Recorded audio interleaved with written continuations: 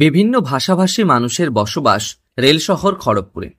এখানে যেমন একদিকে আয়োজন করা হয় মাতা পুজোর, তেমনি দেবী দশভুজা দুর্গার আরাধনায় মেতে ওঠেন সকলে।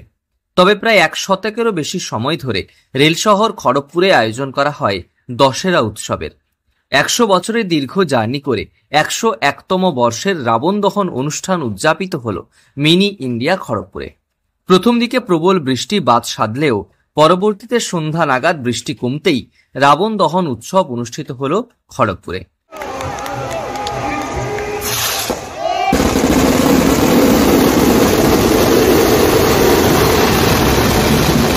বৃষ্টি দুর্যোগ কাটিয়ে বৃহস্পতিবার সন্ধ্যায় খড়গপুর শহরের 18 নম্বর ওয়ার্ডের নিউ সেটেলমেন্ট এলাকায় রাবণপোড়া মাঠে সুষ্ঠুভাবেই রাবণ বধ বা রাবণ দহন অনুষ্ঠান আয়োজন করা হয়।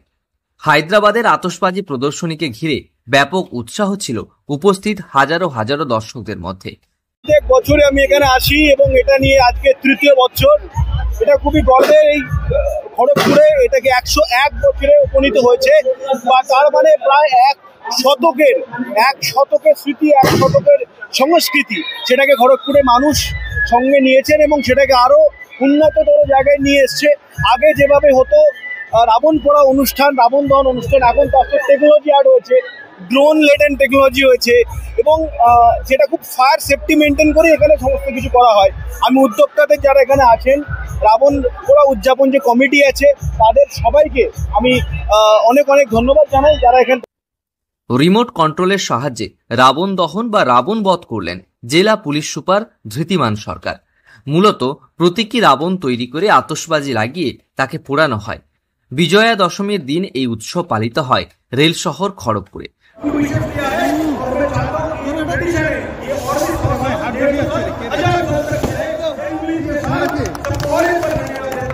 প্রতি বছরের মতো এবছরও আয়োজন করা হয়েছিল রাবণ দহন উৎসবের। উপস্থিত প্রায় লাখো লাখো লোক। পুলিশ সুপার সহ জেলা পুলিশ ও প্রশাসনের আধিকারিকরা এদিন উপস্থিত ছিলেন প্রাক্তন বিধায়ক তথা দশেরা কমিটির সভাপতি প্রদীপ সরকার সহ অন্যরা। উল্লেখ্য যে খড়গপুর শহরের এই ঐতিহ্যমণ্ডিত দশেরা উৎসব বা রাবণ বধ অনুষ্ঠান উপলক্ষে আগেই শুভেচ্ছা বার্তা পাঠিয়েছিলেন মুখ্যমন্ত্রী মমতা বন্দ্যোপাধ্যায়। তবে মিনি ইন্ডিয়া খড়গপুরে প্রায় 100 বর্ষ প্রাচীন এই রাবণ দহন উৎসবকে ঘিরে শুধু খড়গপুরের নয়, জেলার বিভিন্ন প্রান্তের মানুষের উপস্থিতি ও উৎসাহ ছিল চোখে পড়ার মতো। পশ্চিম মেদিনীপুর থেকে রঞ্জন চন্দ্রের রিপোর্ট, লোকাল 18 বাংলা।